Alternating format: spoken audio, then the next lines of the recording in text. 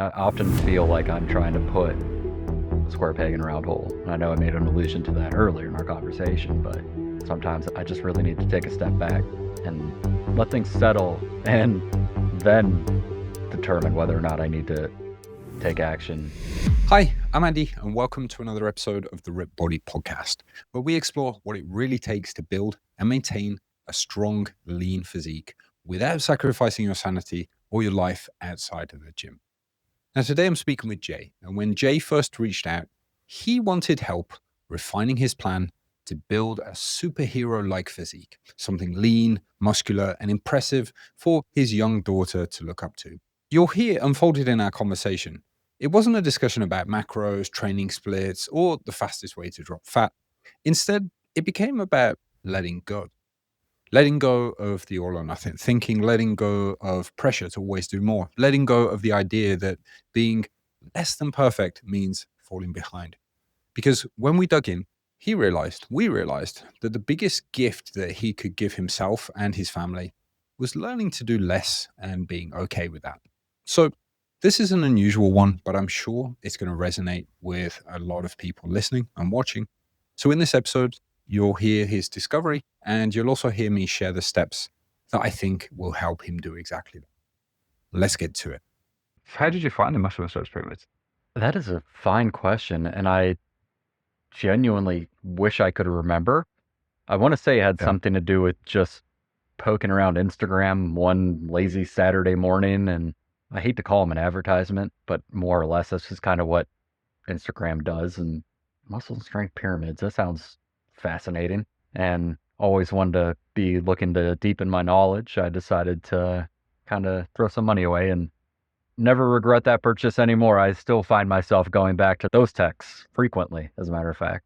And that's been, like I said, 4 or 5 years now. So they were worth their weight.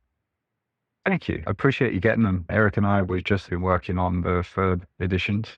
They're taking their time, but they'll be good. I'm excited. I'm really happy to be working on those. I know that they've helped a lot of people, so it does mean a lot to hear you say that. You're 39, you're father to a 3-year-old. You said that you recently went a complete overhaul of your career. Can you tell us a little bit about that? Yeah, let me ask you a question. Where would you like me to begin? Because that's a whole lot of weight back there. That's fair enough. Like, the purpose of this is we want to get a little bit of a background. You know what? Maybe like your transition out of your job. That doesn't Okay. need to, you don't need to go into that. And maybe not even the previous job. It's entirely up to you. But what we want to get is a sense of where you're at now with your physique, what it is you're trying to achieve, what your history was coming into that. For many people, they have a stressful period. They get out of shape. They then get back into shape after that. So if it's relevant, great. If not, no worries. But I'm Yeah. noting that you've said here you're 5'10", 171 pounds. So you're in decent shape, right? You're not overweight, you're not underweight, and you used to do some powerlifting or powerlifting style training. Has it always been this way, I guess, is perhaps a good question. I've always been athletic. And obviously, as life moves forward, approaching 40, and I'm not saying obviously got one foot in the grave by any stretch, but also your capabilities change and what you're physically able to recover from. And at this point in my life, I don't think I have the motivation to compete in powerlifting anymore. And having had 2 herniated discs and all that, it was time to find something different to do while preserving my health, my longevity, and still finding a way to improve, because I always need a goal to shoot for. I'm not one to really meddle in the middle. That's tough to say, but I'm not. And so bodybuilding, it took a while. There was a long period between my last competition and probably 2012 with powerlifting. And then probably around 2019 is when I really figured out what training was to me and really started pursuing more physique development and things of that nature. So there's about a 5-year lull in between where I was still training, didn't have a real idea of what I was training for. And so 2019 came around and I ended up buying so have you ever heard of the website Teachable? Yeah. Oh, yeah.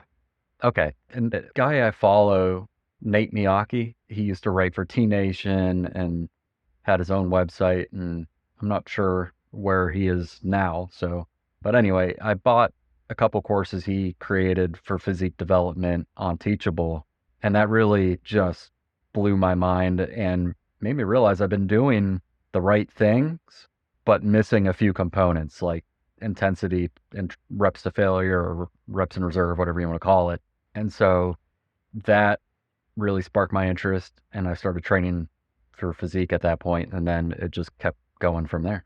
So you said like you lost, you didn't realize what you were training for. Yeah. What is it that you're training for now? That's a fine question. I don't really have a good answer for you. I feel like the answer should be crystal clear, and it's not. I know a lot of it involves being active and able for my daughter. She's a wild one, and I say that with all love because she's a lot of fun. But I want to have that energy to be able to keep up with her, especially as she matures and gets into things like soccer, if that's what she wants to, or baseball or whatever. I want to be the capable dad. I don't want to have to sit it out. And it sounds silly, but when she was real young, she had these little figurines, and they were Marvel superheroes. And there was always just one in particular that she would pick up and look at it and be like, Dada. And so I want to be a superhero for her for the rest of my life. As silly as that sounds, that's motivation. So I think I answered your question without realizing that was my answer. So the problem that I think you're going to have, so the one problem that you've had is a lack of direction. And I think part of that has come from a lack of knowing the motivation and the reason, the deep why. And without that and having something like that to really hold on to and hold up, it's difficult to then make changes. Now, it's not difficult to gradually progress without lifts and tidy up our diets. This is easy stuff, right? And I'm sure you've gotten in better shape over the past few years. I do not doubt that. The problem that you face right now is that you are in decent shape. You are strong. You are mobile, I assume. You're flexible enough to do everything you want to do. Aside from a very recent foot surgery, overall, yes. And if Okay, that was yeah. elective, yeah, I agree. Did you get longer feet so you could flex and say that you have very large feet? It'd be a lot cooler if I did, but no, just bone spur removal.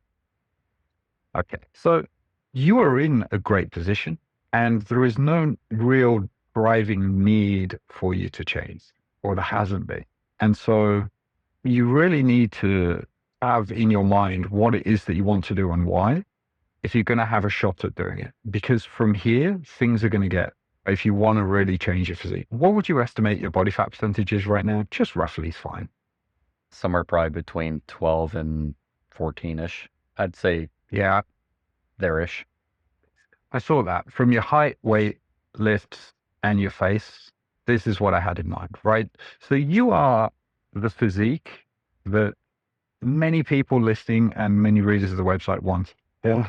So you are their goal, right? But now you're here, this is now you, and you want to now take this to the next level. Wanting to look like a superhero for your daughter, I'm not sure if that's strong enough motivation. It's certainly not in the same level of strong motivation as I want to lose 50 pounds because otherwise I'm at risk of a heart attack and that will leave my daughter fatherless, or that kind of thing. Yeah. That's a pretty strong goal. Yeah, right. Honestly, like when someone comes to coaching, I hate to see it, but I know that they're not going to mess about. They'll come after having a bad conversation with their doctor, a warning from their doctor, right? And they're now really serious about making a change. This is a Spartan interaction, right? So for you, I'm not sure if it's going to be strong enough when you're struggling during certain moments of the transformation from here. So this is something just to keep in mind. But we may need to find something in there I to agree. hold you. It's a pretty hollow goal. I say that more in jest than anything. I know it's a hollow goal. It's important to me, obviously, to be strong. And I think the idea is that instead of necessarily looking like a superhero, being a superhero for her. You are. Well, You that's are her fair. I superhero. know. I Yeah. realize that too. So just maintaining that as long as I can, perhaps. It is interesting though, because prior to having a child, had all this time and this, dare I say, ability to just do what I want, how I want. And Mm. all of a sudden, after 9 months of pregnancy, 8 months in our case, your world is literally upside down in the next, it just flips you on your head. So I feel like since then, I haven't necessarily been waffling. Like I've been pretty consistent, but sometimes I feel like I've been consistent in spite of myself rather than just going with what I have available, if that makes sense. So, for example, I'll be training. I have a home gym, so I'm very fortunate that over the past 10, 15 years, I've really built that up. But sometimes I'll be like in the middle of a session and I really like to focus when I'm doing something and I don't do well with distraction and lifting's not a whole lot different. That's my time. But also I recognize that I need to change that too because I'm a dad. So learning to be more flexible and despite life's challenges rather than in spite of life's challenges. I'm not trying to put a square peg in a round hole all the time. I need to learn how to just flow, if that makes sense. I see. Yeah. Mm. I hope I did a fine job of explaining that. Sometimes the thoughts get a little muddied. No, I think you did. Let's talk this through. Yeah. So if you, okay, so it's tongue in cheek. You want to be, you want to look like one of those superheroes that your daughter picked up when she was really, really little. She's still little. She's 3, but not really, I'll take really Chris little. Hemsworth's hair while we're at it. That'd be nice. That's right. We're going to do. Yeah.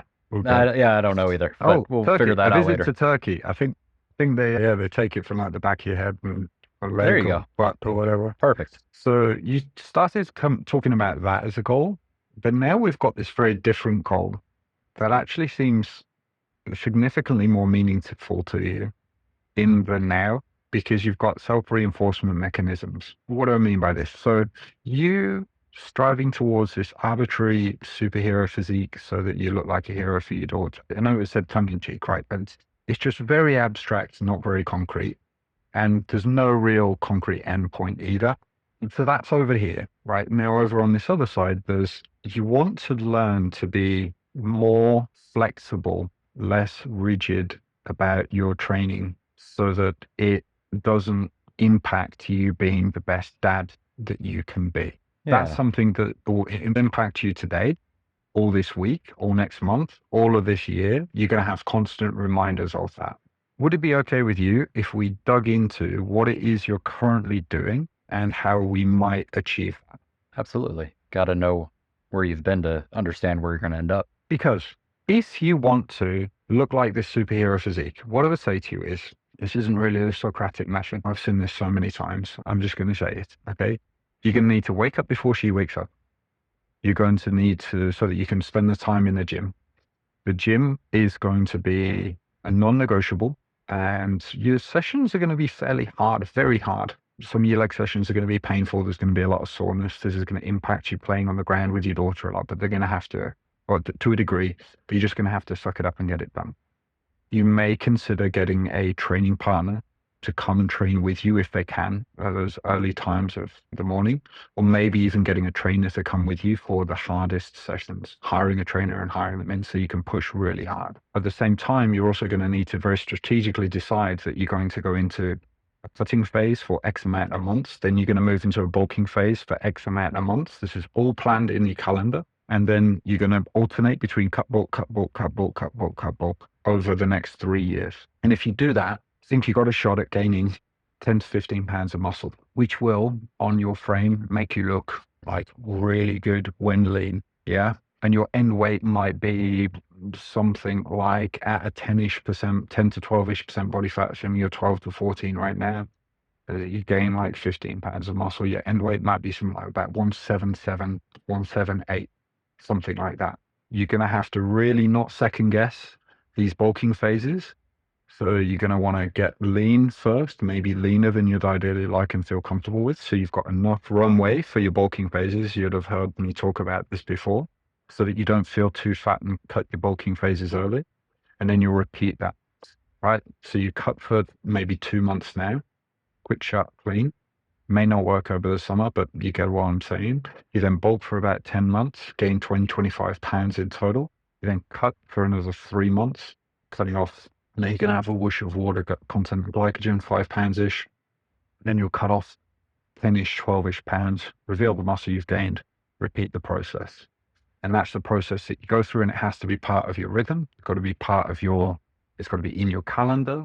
You've got to be prepared to shop in advance, get everything ready, and then also figure out how you're not going to spoil those family meals at dinner where you don't want I don't know whether it's your wife that cooks or whether you that cook, but people are going to have their food preferences. How are you not going to let your needs as a bodybuilder, which you now are becoming, because this is what we're doing here, we're building our bodies. How are you going to not let your needs interfere with their food preferences? You don't want to have to eat separate meals from your family. And so then for this specific point, what you could do is you could eat exactly the same food. It's just you eat it in a smaller quantity and you bump up the protein. I've mentioned before how people they can pop a chicken breast in the air fryer to help build their protein numbers. They can let the carbs and fats be flexible. They can take the macaroni and cheese meal that has been cooked for the family, right? You can still eat that. It's just you have a smaller portion, calorie controlled, and then you add in that chicken breast. So you're making sure that you're meeting your calorie and your protein targets, carbs and fats flexible. You do that for several, like your family's, say, top 5, 10 meals that you rotate frequently and often. You figure that out the ones for each of them, and then you can repeat that. So it's an upfront cost. That's really the process to get to that initial goal. The problem is that this may be rubbing up against. So this seems to be like your personality default, which is, okay, you're very like organized, you're very driven, right? You want to be all in, or maybe I'm just not all in or nothing, right? Because why do anything half-assed? I totally get that. You're nodding away for those who aren't watching on YouTube. And so it seems like chasing this goal is contrasting with this more perhaps important to you short-term goal of learning to relax about these things and be less rigid. I don't think I could have said that any better. I admit that I'm a very type A personality, especially when I have a goal, and I sometimes feel like that's at other people's expense, even if they don't outright say so. And I'm sure if my wife were here, she'd probably be agreeing with me. So learning to be flexible and malleable, the very things that I often tell other people, given my career, that's something I should probably heed myself. So easy to see patterns sometimes with others because while you're close to the subject material, you're not as close to the subject material as you are yourself. And that's why everybody should have a coach at some point or another for something, anything. But anyway, here we are. How does this affect your life? You mentioned wanting to be less rigid about your training. How is this affecting things right now? Can you give us some examples of this behavior? To be honest, I think that some of the hurdles reside in my own mind, aren't necessarily based in reality. Right now, I'm only training 3 days a week, 40, 50, maybe 60 minutes a pop. And oftentimes, if my daughter's home, we'll be hanging out in the basement together and I'll be showing her some things. And she's strong, very strong. So it is cool in that way because I get to teach her and I get to show her the value of taking care of yourself. But also there's the type A J too, that's all, this is serious business. Got to go all Dorian Yates on this. And it's like, no, you don't. And I'm doing this for fun. I don't compete. I've had thoughts of competing in the past. I was signed up to compete back in 2021. It fell through for whatever reason a week before the competition, and I've never had the itch to try again. I think the challenge was enough just to get to that point. Competing would have just been the cherry on the sundae, so to speak, just the finale. Yeah. So that doesn't drive me competing.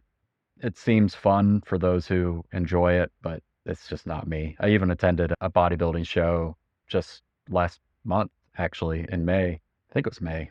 And that really cemented it that competing is just not for me.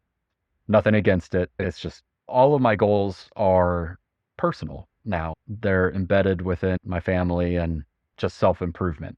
I don't have any external gotta win X show or anything like that. Yeah, So because that would be an easy external accountability tool that you could have. Would yeah, be to put a show in the calendar for next year, for example. shoot, I audibled from that. So once the show got canceled, it's, well, I didn't just cut all the way down to this to not do something with it. So audible to a Hmm. photo shoot. And I wouldn't mind doing another one at some point. So maybe that would be like an external goal to mark down sometime. That could be something you could consider. You could also talk to her about it in a cute little way, like what Betty's doing. And then again, because this is tied into your motivation, right? You're going to want to bring your best self also for her, right? Even though she's just going to look at you as a superhero anyway, right? That can still help drive your motivation there. That is something to consider. This all or nothing, does this, or this all in, does this affect your habits as well, or is it just the train? You said dietary habits sometimes and sometimes not. I guess in all transparency, I am diagnosed ADHD, so sometimes that does play a role. You get Mm. a dopamine hit from one Reese, so 2, 3 later, we're having a good time. So sometimes I feel like I don't even necessarily do it. I don't do it for the enjoyment and the hedonistic pleasure of foods as such. Sometimes it's just like a binge. But I recognize that at least. But tonight, since I've been out of training and I'm a little more lax about things, my daughter and I went out for pizza. And I didn't binge or anything like that. I was mindful of it and just had a really good time enjoying pizza with her. You asked Jay, who would, in his very type A moment, whether or not that would be feasible. And normally he would just audible and have chicken thighs and white rice instead with some veggies. Not to say there's anything wrong with that. There's time and place. But more often than not, I would say no to pizza or certain things of that nature. What changed for you? How did you make that change? I think, honestly, this past week, the surgery, and it's a very minor surgery. I don't want to strike fear in anyone's heart thinking that they can't just make a change without having a serious issue. So I just had bone spur surgery to get a bone spur removed from my foot, and I haven't been able to train. And normal for the first few weeks or first few days, that was really just frustrating as all hell. I go from accumulating 7 to 8,000 steps a day down to 2,500, and I'm monitoring to make sure I don't go over that for recovery. Mm. So I'm not only doing less, but also purposefully doing far less. And I'm not training. After a few days, I got to the point where it's like, Jay, you can, and I was talking, and this is a real conversation I pretty much had with myself. You can let this rule you or use it as a teaching moment to realize that you don't need to be as strict as you think you need to be. You're not competing. You're not trying to be Arnold. You're not trying to be Dorian Yates. You're Jay Statfeld. You're going to be just fine. Let off the gas a little bit and just coast for a while. You're going to be fine. So that little mindfulness moment and just realizing that sometimes what you want isn't necessarily what you need, and also vice versa. I think you make a great point there. It sounds like we would have been having a very different conversation if it was 2 weeks ago. It was a different Jay. It was between starting a new job, new career. I often feel like I'm trying to put a square peg in a round hole. And I know I made an allusion to that earlier in our conversation, but sometimes I just really need to take a step back and let things settle and then determine whether or not I need to take action. And if so, what action to take, or maybe not take an action. Okay, so this is an unusual one where it sounds to me like you might benefit most here by leaning in to this new realization and allowing yourself to explore the minimum effective dose for eggs. And what I have in mind for eggs right now is strength and physique maintenance. Is that something that you would consider? It's funny you say that too, because for a while, dating back into February of 24, as a matter of fact, I was being coached by Brian Miner of I, 3J. Yeah. yeah. And by and large, we've been eating maintenance calories, and I've just been seeing my physique change.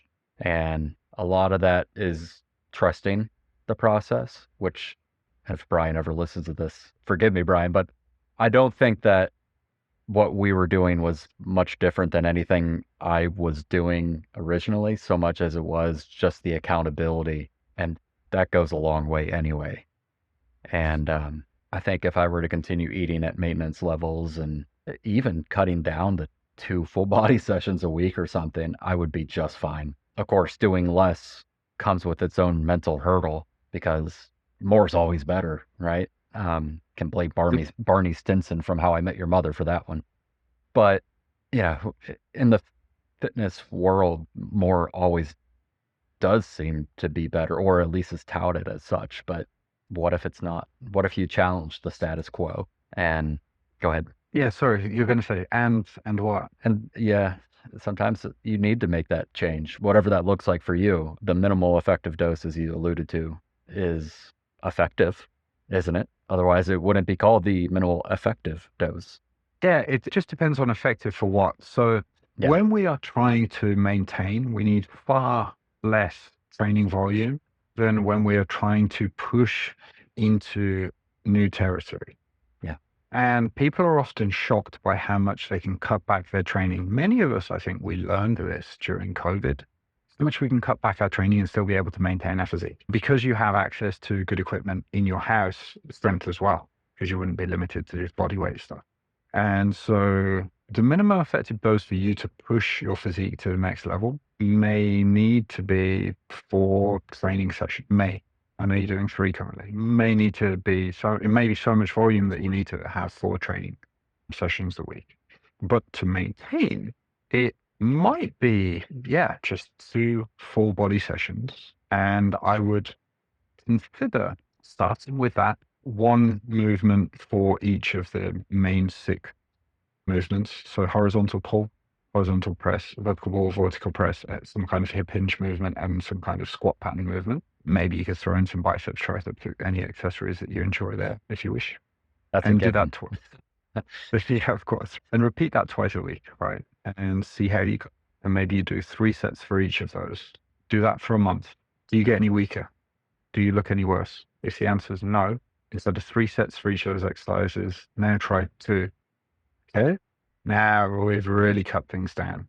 But I still think it's very likely you would be able to maintain your physique with that minimum and maintain your strength with that minimum. Oh, And yeah. now what you've done is you've freed yourself, or you've proven to your sometimes overactive mind, who can tend to overthink things, that no, you can get away with doing such a little amount. You've got the data to prove it to yourself, because just the feeling isn't going to be enough for you, right? You need the data to look staring you in the face, right? Where, you've got your measurement data, you've got your strength data, you've got your weight data. It's like, nope, it's there. You can't now lie to yourself. You're putting your data over your feelings.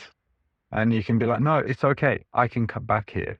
And then I think what that may give you is this feeling of freedom for the future, that when things are tough and when you are stressed and when you essentially have a choice between being the best dad you can possibly be, or a good dad, but totally nail your training the way that you would ideally want it to be, you're not going to feel that it has to be the latter.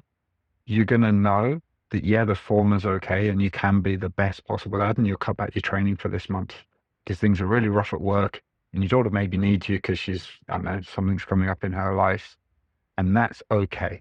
So I think really the value could be in a very purposeful facing of this minimum effective dose for maintenance over the next, I don't know, 2 months, 3 months, let's say, so that you've got incontrovertible evidence that yes, this works and you know exactly what you need. I think it would help me too, because lately I've been pretty stressed with all the big life changes that I've made, and nobody's to blame but myself for all of them anyway. They're positive, but they're still stress. And the beauty of doing less in that regard is one less thing to worry about. You're removing something from the burner and freeing up space to allow other things to bloom too. Honestly, Jay, this is my best recommendation to you. And I don't think I would have known this looking at your answers I don't think we knew this even coming into this conversation, but I think we found something here that can be exceptionally valuable for you. And I hope to other people listening as well. I hope so. I don't want it just to be valuable to me. I hate being selfish and hoarding all the things, so hopefully someone out there finds this useful. There are over 8 billion people on Earth, so someone's got to. Yeah, and everyone listening, I think it can take listening to a conversation like this for it to click with us. Yeah. Because we wouldn't necessarily be able to identify us as needing to take a step back if we just ask it ourselves straight. But I do think that talking through this or listening through this will be valuable to a certain subset of people. So I think this is a very valuable conversation to share with them. So I do appreciate you coming on and sharing it, Jay. I'm not sure that I have any further words of wisdom really for you right now. I think we're in the action. I think I'm wisdomed out myself. Okay, great. So back to 2 days. 6 movement patterns and accessories, 3 sets of each. See how that goes. Track all your data. Prove to yourself that nothing's really changed. Cut back to 2 sets of everything. Do the same. If for mental health reasons you find that not training can get in the way, see if you can go for a walk or a little cycle or whatever it is, so that you're still doing some form of activity, but not to the extent where it's actually messing with calorie balance and making a very big difference in your calorie burn levels. And if you do get into that and you really start enjoying it, then hey, that's all good. You just add some more calories in. I don't foresee myself doing a 30-kilometer ride like you did. What was it, last weekend or something? I can't remember how long that was that you posted, but holy crap. It seemed tiresome, every weekend, to say the least. Oh, wow, okay. Yeah, no, not 30. We did 100 on the Saturday, 96 on the Saturday, and then that's about 60 miles. And then I think it was about 50 and 45 miles on the Sunday. Just up the roads, up this ski mountain. Just, casual jaunt, post-church ride. There's.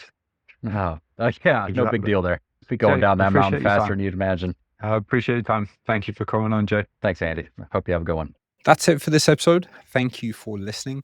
I want to ask you, recently I've made some updates to the macro calculator, which you'll know if you're on the email list. And if you're not on the email list, you're naughty, go to ripbody.com, enter your email address, get our 15-day kickstart guide. Now, as I was saying, I want to ask you, what do you think of the new changes, the improvements that I've made to the macro calculator? You can hit me up in the comments. You can shoot me an email. Either way is good. Let me know if you have any suggestions for improvements on that. It is taking into account the macro factor equations for BMR. It's taking into account the activity multiplier equations from our up-and-coming muscle and strength nutrition pyramid, the 3rd edition, and also the macro recommendations that we have in there. You'll also notice that there's a new calculators section in the website menu. I have a target body weight calculator in there to just help you know roughly what body weight you will be when you reach a certain target body fat percentage. And I've also added the US Navy body fat calculator in there for us. Now, I plan on improving these and building out further ones. The website it's for you. It's for us. It's what I wish I had access to when I first started doing this. So if there's anything you want, the comments on YouTube, email, comments on the website, please do not hesitate to reach out. I'm here. We listen. We build for you. All right. That's it. Thank you so much. Peace.